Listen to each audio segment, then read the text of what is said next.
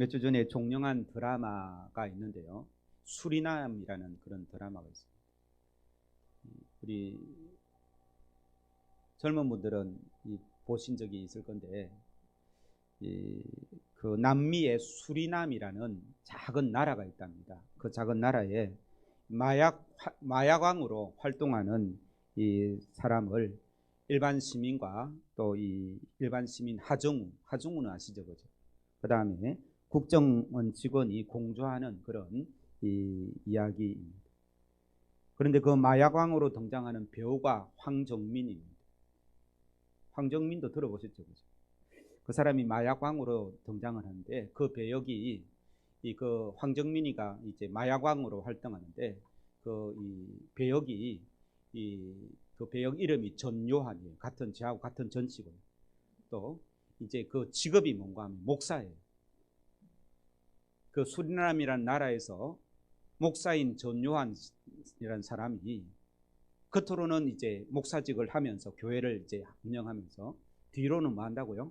마약을 공급받아 가지고 이 마약을 전 세계로 그렇게 공급하는 마약 왕이었어요. 이제 그 사람을 국정원 직원이 이제 검거하는 그런 이야기죠. 마약을 거래하는 일을 목사라는 직업을 가지고 효과적으로 이 성도들을 이용하고 또 이 자기 자신을 그렇게 위장하는 사람입니다. 이 사람이 목사일까요? 아니면 마약왕일까요? 겉으로는 명목상은 목사예요. 그런데요, 실제로 하는 일은 마약왕인 거예요. 이 목사는 이 신약과 구약을 팔잖아요, 그죠? 근데 이 사람은 신약과 구약을 파는 게 아니고 뭘 팝니까? 마약. 한자가 틀린다면 틀립니다. 신약과 구약, 마약. 그래서 실제로 이런 이제 그 배역에는 목사가 나오고요, 목사로서 설교도 하고 뭐 많이 여러 가지를 하긴 합니다. 그런데 실제로 하는 일은 마약을 파는 일입니다. 우리는 어떻습니까? 겉모습과 참모습이 같습니까? 우리를 이 성도라고 이렇게 부릅니다. 이 명목상 그렇다는 교인이라고 부르고요, 예수님을 믿는 사람이라는 말이죠. 예수 그리스도인이라는 말이 예수님을 믿는 사람이라는 말이지 않습니까? 그런데 참모습은 그러냐라는 거예요. 오늘 본문에도 보면 예수님께서 제자들에게 나를 따라오려거든 이라고 말합니다. 제자는 어떤 사람입니까? 예수님을 따르는 사람이잖아요. 오늘 본문의 이 모습을 보면 이 제자들이 한 2년 이상 예수님과 함께 밥을 먹고 예수님 가는 곳마다 따라가고 자기의 집과 또 직업을 내버려 두고 예수님을 따라다니는 사람들입니다. 그런 이 제자들에게 예수님께서 오늘 본문 24절에 보시면 뭐라고 말합니까? 누구든지 나를 따라오려거든 이라고 말씀하는 거예요. 예수님을 따르지 않는 사람에게 나를 따라오려거든 하면서 따르라고 하면 되는데, 지금 예수님을 따르고 있는데 나를 따라오려거든 하는 의미는 이 참된 따름의 의미가 있지 않습니까? 그죠? 그래서 우리는 이 예수님이 제자들에게 기대하는 것과 또 제자들이 예수님께 기대하는 것과 예수님을 따르면서 기대하는 것과 또 예수님께서 제자들에게 요구하는 것은 다를 수가 있다라는 사실을 알 수 있습니다. 겉모습은 예수님과 함께 다니고 예수님을 따르고 있지만 실제 그들의 이 마음 속에 그들이 추구하는 일은 예수님께서 원하시는 것은 그와는 다를 수가 있다라는 겁니다. 그러니까 예수님께서 자기를 따르는 제자들에게 나를 따라오려거든 이라고 이렇게 다시 말씀하고 있기 때문에 그렇습니다. 오늘 말씀을 통해서 우리는 내가 진정으로 예수님을 따르고 있는가, 예수님을 오늘 본 말씀을 21절부터 28절까지 말씀을 이번 주하고 다음에 한 번 더 살펴볼 건데, 예수님을 따른다라는 것이 도대체 무엇인지, 예수님을 나는 따른다고 하는데 예수님은 그것이 부족하다고 말씀하시는 거예요. 그래서 예수님께서 예수님을 따른다라는 것을 우리가 바로 알고 무엇인지를 바로 아는 것이 중요하고요. 그럼 우리가 어떻게 준비하고 어떻게 주님을 따라야 되는지를 다시 한번 살필 수 있는 그런 은혜의 시간 되기를 주의 이름으로 축원합니다. 오늘 본 말씀을 언제 하셨습니까? 우리 21절 읽겠습니다. 시작. 이때로부터 그리스도께서 자기가 예루살렘에 올라가 장로들과 대제사장들과 서기관들에게 많은 고난을 받고 죽임을 당하고 제3일에 살아나야 할 것을 제자들에게 비로소 나타내시니. 언제 이 말씀을 하셨다고요? 그러니까 예수님께서 이전까지는 말씀하지 않았습니다. 그런데 내가 이 땅에 와서 이 예루살렘에 올라가면 장로들과 서기관과 바리새인들에게 잡혀서 고난을 받고 죽임을 당하고 3일 후에 살아날 것이다. 예수님께서는 이 일이 예수님의 가장 큰 이 땅에 오신 목적이거든요. 이 일을 하기 위해서 이 땅에 오셨다라는 거예요. 그런데 이 이야기를 이때까지는 참고 있었던 거예요. 이때로부터 21절에 보면 이때로부터 시작하고 마지막에 뭐라고 말씀하고 있습니까? 제자들에게 비로소 나타내시니. 이 비로소라는 말은 무슨 말인가 하면 기다렸다가 처음 이야기하는 게 비로소라는 말이에요.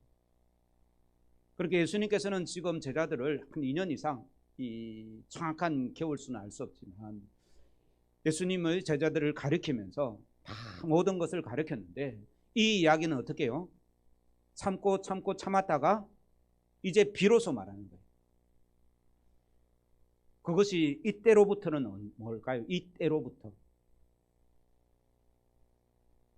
여기서 이때는 무슨 때입니까? 예, 기다렸던 때인데 그 기다렸던 때가 어떤 때냐고. 예, 그 위의 말씀입니다. 그 위의 말씀.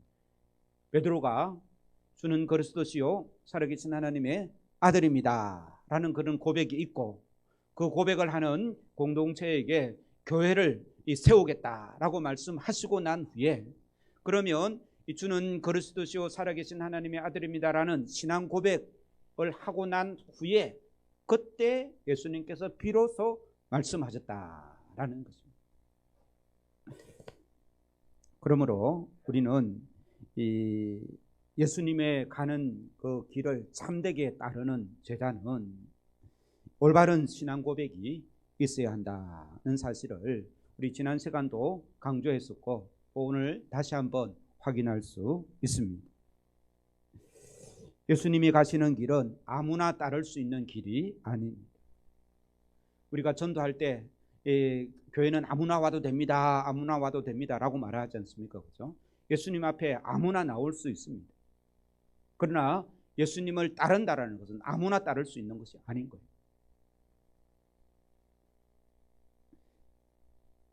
그래서 오늘 본 말씀 에서 주시는 예수님을 따르는 그러한 것에 올바른 의미를 알 수 있어야 될 줄로 믿습니다. 그래서 올바른 신앙 고백을 한 그때에 예수님께서 자신의 정체성, 온전한 이 사역을 말씀하셨다라고 했지 않습니까? 그렇죠? 그래서 예수님께서 예루살렘으로 올라가 장로들과 대제사장들과 서기관들과 이 바리새인에게 많은 고난을 받고 죽임을 당하고 제3일에 살아날 것을 말씀하시니까 22절에 베드로가 뭐라고 말합니까? 예. 주여 그리 마옵소서. 이거를 조금 더 사실적으로 번역을 하면 예수님 정신 차리세요. 무슨 말을 합니까? 마치 예수님을 항변하여라고 오늘 본문에 기록하고 있는데 마치 예수님을 꾸짖듯이 예수님을 타이르듯이 한 말이 바로 이 베드로의 말이라는 것입니다. 그러니까 예수님께서는 기다렸다가 그죠? 제자들에게 자신의 사역을 진짜 이 땅에 온 사역을 이야기하고 있는데 누가 방해를 합니까? 베드로가 방해하는 거예요.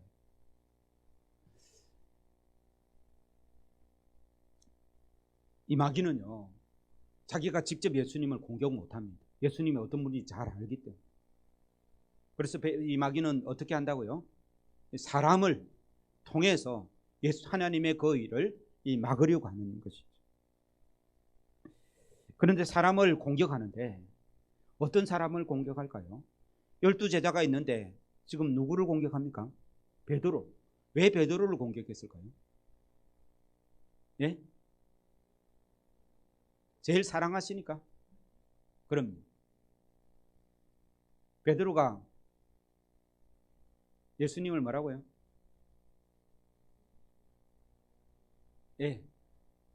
베드로가 제일 교만한 칭찬받았기 때문에. 좀 전에 칭찬받았잖아요. 예수님이 베드로를 칭찬하는데 얼마나 큰 칭찬입니까? 그죠? 17절 우리가 봤지만 다시 한번 보겠습니다. 시작. 예수께서 대답하여 이르시되 바요나 시몬아 내가 복이 있도다. 이를 내게 알게 한 이는 혈육이 아니요 하늘에 계신 네 아버지나. 그렇게 칭찬을 한 거예요. 그리고 너에게 교회의 열쇠, 천국의 열쇠도 주겠다라고 했지 않습니까? 그런 칭찬을 받은 베드로, 이 마귀는요 굉장히 지혜로워서 이 누구를 공격할지를 잘 알고 있었습니다. 마귀는요 칭찬받은 사람, 큰 일을 한 사람, 은혜 받은 사람을 공격하면 넘어가기 쉽다라는 것을 마귀는 알고 있습니다. 왜 칭찬받은 사람이 마귀의 유혹에 약할까요? 왜 은혜 받은 사람이 마귀의 유혹에 약할까요? 왜 큰 일을 한 사람이 마귀의 유혹에 약할까요? 교만했습니다. 우쭐하는 마음이 사람에게 있는 거예요. 그래서 이 교회에서 칭찬받는 사람들은 특별히 자기의 신앙을 잘 다스려야 될 줄로 믿습니다. 베드로만 그런 것이 아니라요, 우리도 똑같습니다. 어렸을 때부터 이 교회 안에서 칭찬받고 자란 아이들은 나중에 어떻게 되겠습니까? 좀 교만합니다. 제가 그렇습니다. 제가 어릴 때부터 이 어른들한테 교회에서 잘한다는 칭찬만 늘 들었습니다. 그래서 저는 제가 대단한 사람인 줄 알았어요. 우리 은우도 이 성가대도 하고 토요일마다 새벽 예배도 나오는데 조심해야 돼요. 어른들이 내 칭찬하지 않습니까? 그죠? 그러니까 자기가 마치 뭐 된 것처럼 그렇게 생각하는 거예요. 제가 그렇게 살아왔다니까요. 그런데 이 신학을 공부하고 또 목회자가 되고 하니까 특별 나야 되는데 그렇지 않거든요. 여전히 인간이라는 거죠. 그래서 성경 말씀에 선줄로 알거든 넘어질까 조심하라 라고 했습니다. 한번 따라서 해보시기 바랍니다. 선줄로 생각하면 넘어질까 조심하라. 네. 사도 바울도요, 이 교만한 마음 때문에 이 하나님이 사도 바울을 사랑하셔가지고 교만한 마음이 생길까 싶어서 사도 바울이 몸에 병이 있었던 거예요. 그 병을 낫게 해달라고 사도 바울이 기도했죠, 그죠? 근데 하나님이 뭐라 했습니까? 내 은혜가 내게 족하다. 그 자기 몸에 있는 그 병 때문에 나는 연약한 인생이지. 하나님께서 나를 통해서 놀라운 능력들을 나타내시지만 나는 뭐라고요? 사람이라는 거예요. 연약한 사람이에요. 그래서 몸에 질병이 있거나 참 아픔이 있는 사람들은 이 기도를 사도 바울처럼 3번 하시고 그래도 하나님이 고쳐주시지 않으시면 어떻게 하라고요? 네, 내 은혜가 내게 족하다라고. 내가 이 병이 없으면 더 교만하고 내가 경제적으로 더 부자가 되면 내가 더 교만해질 수 있는 거예요. 왜냐하면 사탄이 그런 것을 통해서 우리를 공격하기 때문에 그렇습니다. 베드로는 자신이 대단한 신앙 고백을 했다고 생각했을 것입니다. 그런데 오늘 본문의 17절에 보면 그렇게 베드로가 고백을 할 수 있었던 이유는 무엇입니까? 베드로가 대단해서 그렇습니까? 베드로의 신앙이 특별해서 그렇습니까? 아니면 하나님의 은혜입니까? 하나님의 은혜인 거죠. 성령님께서 특별히 도와주셨기 때문에 그렇습니다. 이 베드로가요, 연약한 인생이라는 이유는 우리가 예수님께서 체포되실 때의 모습을 보면 알지 않습니까? 그죠? 베드로가 예수님을 따라갔지만 한 여종이 너도 예수님과 함께 다녔지? 라고 물으니까 베드로가 어떻게 합니까? 나는 아니다. 나는 예수님을 모른다. 3번이나 그렇게 부인했지 않습니까? 오늘 본문에도 보면 그 앞에는 참 하나님의 도우심으로 아름다운 신앙의 고백을 했지만 지금은 뭐 합니까? 예수님의 그 일을 방해하는 사람으로 서게 되는 거예요. 하나님의 은혜가 없으면 우리는 아무것도 아닌 줄 믿습니다. 어떤 분은 기도할 때 굉장히 기도를 열정적으로 하고 참 기도를 잘하지 않습니까? 그렇죠? 그런데 자기가 그 기도하는 것이 마치 자기인 것처럼 생각하면 착각입니다. 기도할 때는 이 성령님께서 도와주셔서 우리가 힘있게 기도할 수 있지만 기도가 끝나고 삶의 자리로 가면 그렇게 기도처럼 힘있게 살 수 있습니까? 없습니다. 우리 인생은 그렇지 않습니다. 성령님께서 도와주실 때만이 이 능력이 있고 이 하나님의 은혜 안에 설 수 있는 것이지 성령님께서 도와주시지 않으시면 마귀의 유혹에 넘어갈 수밖에 없는 것입니다. 대단한 헌신도 마찬가지입니다. 하나님의 도움이 있었기에 주님의 뜻대로 헌신하며 살 수 있음을 깨닫기를 주의 이름으로 축원합니다. 하나님의 은혜가 없으면 죄지을 수밖에 없고 타락하고 무너질 수밖에 없는 것이 인간의 원래의 모습인 것입니다. 그래서 사탄은 우리에게 찾아와서 그 교만을 이용하고 사람의 생각을 집어넣어 주는 것입니다. 예수님께서 네가 하나님의 일은 생각하지 않고 사람의 일을 생각한다 라고 이렇게 25절에 말씀하고 23절에 말씀하고 우리 23절 같이 읽겠습니다. 시작. 예수께서 돌이키시며 베드로에게 이르시되 사탄아 내 뒤로 물러가라. 너는 나를 넘어지게 하는 자로다. 내가 하나님의 일을 생각하지 아니하고 도리어 사람의 일을 생각하는도다. 아멘. 마귀가 우리 마음에 들어오면요 하나님의 일 생각하지 않고 사람의 일이 대단한 것처럼 그렇게 합니다. 여기서 사람의 일이라는 것은 무엇입니까? 내 서성이 감히 고난을 받으면 안 된다는 것입니다. 내 서성이 죽으면 안 된다는 것입니다. 그런데 예수님께서는 우리 죄를 대신하여 죽으시려고 이 땅에 오신 것이죠. 사람의 일이 더 크게 보이는 것입니다. 믿음은 하나님께서 주신 생각인 줄로 믿습니다. 하나님의 일을 생각하는 것이 믿음이라는 것입니다. 그러므로 사람의 일을 생각하고서는 믿음의 길, 주님의 길을 따를 수가 없는 것입니다. 그래서 예수님께서는 그 마귀의 생각, 마귀의 태도에 단호하게 대적을 하고 있습니다. 23절에 보면 돌이키시며라고 말씀이 있지 않습니까? 그죠? 이 돌이키시며라는 말씀은 획 뿌리치며 돌아서셨다라는 말씀입니다. 이 영어 성경에 보면 조금 더 자세하게 기록되어 있는데 예수님께서 내가 고난받고 죽고 사흘 만에 부활할 것이다 라고 말하니까 베드로가 어떻게 했는가 하면 예수님 좀 봅시다 해가지고 제자들이 여기 있는데 예수님을 뒤로 돌이키고 살짝이 예수님한테 충고하듯이 그렇게 베드로가 이야기를 하는 거예요. 그러니까 예수님께서 어떻게 했다고요? 획 뿌리쳤다는 거예요. 그리고 사탄아 물러가라 라고 이렇게 단호하게 명령하시는 그러한 모습을 보게 됩니다. 사탄에게는 타협이나 휴전, 또 도망을 치는 것, 이것은 해서는 안 됩니다. 마귀는 어떻게 해야 됩니까? 대적해야 됩니다. 예수님처럼 꾸짖어야 됩니다.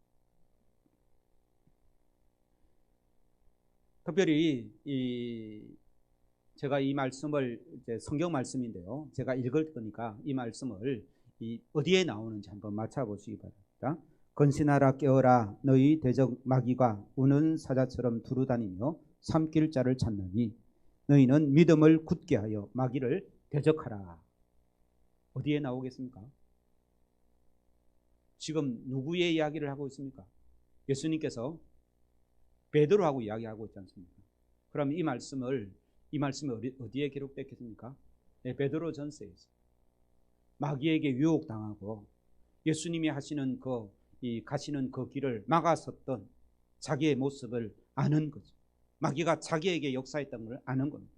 그래서 그 마귀는 우는 사자처럼 두루다니면서 내 같은 사람을 찾으니까 깨워서 건신해야 된다라고 그렇게 말씀합니다. 마지막으로는 너희는 믿음을 굳게 하여 마귀를 대적하라라고 베드로전서 5장 8절에서 9절 말씀하고 있습니다. 그래서 우리는 마귀가 주로 어떻게 우리를 공격해서 예수님의 그 길을 따르지 못하게 하는지를 알아야 되겠습니다. 마귀는 주로요, 오늘 본문에는 어떤 사람을 공격했다고요? 교만이 가득 찬 사람을 공격합니다. 자기가 무엇처럼 되어 있다라는 그런 생각을 가지고 있는 사람. 나는 공부를 많이 했다. 나는 가진 것도 많다. 다른 사람에 비해서 말입니다. 나는 신앙생활을 오래 했다. 우리가 교만할 수 있는 많은 것들이 있지 않습니까? 나는 이렇게 했어. 나는 저렇게 해서 하는 그런 것들로 마귀는 공격한다는 것입니다. 그래서 여기서 조금 더 나가면 사람이 이 강박관념처럼 무언가 깊이 생각하고 무언가에 매여 있는 사람이 있지 않습니까? 그런 것을 마귀가 공격한다는 거예요. 교만한 사람은 무엇에 매여 있습니까? 자기가 했던 일에 매여 있는 거예요. 자기가 이루어 놓은 것에 매여 있는 거예요. 사탄은 그런 곳을 공격하는 것입니다. 그래서 내가 이루어 놓았던 것이 많이 있다 할지라도 그 일을 누가 하셨다고요? 내가 한 것이 아니라 하나님이 하셨다. 말로만 그렇게 하는 것이 아니라 진짜 내가 그렇게 생각을 해야 되는 거예요. 그래야 마귀가 그것을 가지고 우리에게 장난치지 못하는 것이죠. 또 마귀는요, 내가 두려워하는 것들로 통해서 자꾸 나를 찾아와서 나를 주님의 길을 따르지 못하게 합니다. 항상 두려움에 빠져 있는 것도 있지 않습니까? 그죠? 그래서 이 마귀는 내가 두려워하는 것을 알면 그 두려워하는 것을 자꾸 나에게 공격하는 것이죠. 또 이 분노가 가득 차 있으면요, 마귀가 그 분노를 가지고 우리를 공격하기도 합니다. 강한 증오심과 반항심, 분노, 이 쓴뿌리라 그러는데요. 상처를 많이 받아가지고 그 상처 때문에 내 속에 있는 부정적인 감정들이 많이 있지 않습니까? 그죠? 그런 부정적인 감정들을 마귀는 알고 있습니다. 그것을 자꾸 건드려가면서 우리를 이 주님의 길을 따르지 못하게 합니다. 예배는 드리지만 예수님의 말씀대로 따르지 못하게 하는 그런 것을 하게 하는 것이죠. 예배의 자리에 나오기는 하지만 은혜를 받지 못하게 하는 것. 그 다음 잘못된 신념이나 비성경적 이단들이 주장하는 그런 생각에 사로잡혀 있으면 하나님의 은혜 안에 나오지 못하고 주님의 길을 따를 수 없습니다. 뿐만 아니라 이 교만에게 또 같은 부류인데요. 내가 다른 사람보다 더 드러나고 싶고 다른 사람 앞에 나 자신을 내세우고 싶은 그런 마음이 가득하면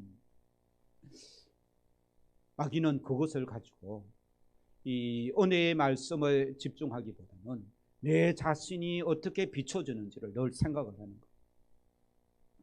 그러면 이 주님의 길을 따를 수가 없습니다. 그래서 주님께서는 나를 따라오려거든 이런 것들이 해결이 되어야 된다는 말씀인 것이죠. 이런 것이 내 안에 있으면 주님의 길을 따르기가 어렵습니다. 성경 읽기가 안 되고 기도도 안 되고 전도에 대한 의지가 전혀 없는 것입니다. 혹시 여러분에게 그런 것이 있으면 먼저 이 예수 그리스도의 이름으로 그것을 꾸짖기를 주의 이름으로 축원합니다. 한번 따라서 해보시기 바랍니다. 사탄아, 내 안에 있는 더러운 귀신들아. 그래가지고 이 귀신이 겁을 먹겠습니까? 내 안에 있는 더러운 귀신들아, 예수 그리스도의 이름으로 명하노니 물러가라. 예수 그리스도의 이름으로 명하노니 내게서 떠나라 라고 이렇게 강하게 명령해야 됩니다. 마귀한테는 부탁해서는 안 됩니다. 좀 떠나가 주실 수 있을까요? 그런 말은 안 되는 거예요. 뭐라고요? 명령해야 돼요. 예, 내 이름으로가 아니라 누구의 이름으로? 예수님의 이름으로 떠나가라. 예수님께서 뭐라고 말합니까? 사탄아 내 뒤로 물러가라. 그렇게 이 명령하시지 않습니까? 우리는 이 예수님의 이름으로 이 명령할 수 있습니다. 아침에 한 번씩 이렇게 외치고 일을 시작하시기 바랍니다. 해야 됩니다. 우물쭈물하면 안 된다라는 겁니다. 꾸짖어야 합니다. 예수님께서 그렇게 하셨고 우리는 그 예수님의 모습을 보고 예수님 따라 우리도 명령하면 될 줄로 믿습니다.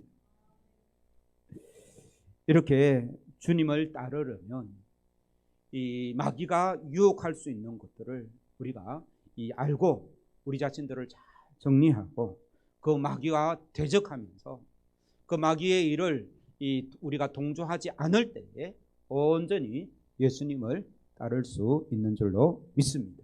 그래서 예수님께서 나를 따라오려거든 이라고 말씀하십니다. 주님을 따르려면 마귀를 쫓아내어야 됩니다. 마귀가 우리를 틈탈 수 있는 요소들을 정리해야 돼요. 그 중에 우리가 가장 먼저 정리해야 될 게요, 우리 안에 있는 썬뿌리들. 나도 모르게 화가 나고 나도 모르게 원망에 늘 매여 있는 모든 것들을 주님 앞에 내려놓고 그런 것들로 이 마귀가 틈타지 못하게 늘 깨어 기도하고 사람의 생각을 내려놓아야 믿음의 길을 떠날 수 있습니다. 기도하시겠습니다. 하나님 아버지, 베드로도 마귀에게 조롱당했던 것을 보았습니다. 주님, 우리의 영안을 열어주시옵소서. 영적 분별력을 주옵소서. 더러운 사탄이 우리에게 들어와 우리를 파괴하는 것을 분별하게 하여 주시옵소서. 주님, 편한 것, 쉬운 것으로부터의 유혹에서 벗어나게 하여 주시옵소서. 마귀의 유혹에 넘어가기 쉬운 모든 것을 끊어버리게 하옵소서. 특별히 우리 안에 있는 썬뿌리들이 사라지게 하여 주시옵소서. 매일매일 예수 그리스도 이름으로 악한 마귀와 대적하는 복된 성도들 되게 주여 도와 주옵소서. 주님, 겸손히 예수님처럼 십자가를 지는 희생과 헌신이 있는 주님을 따르는 복된 삶이 되도록 인도하여 주옵소서. 예수님의 이름으로 기도하옵나이다.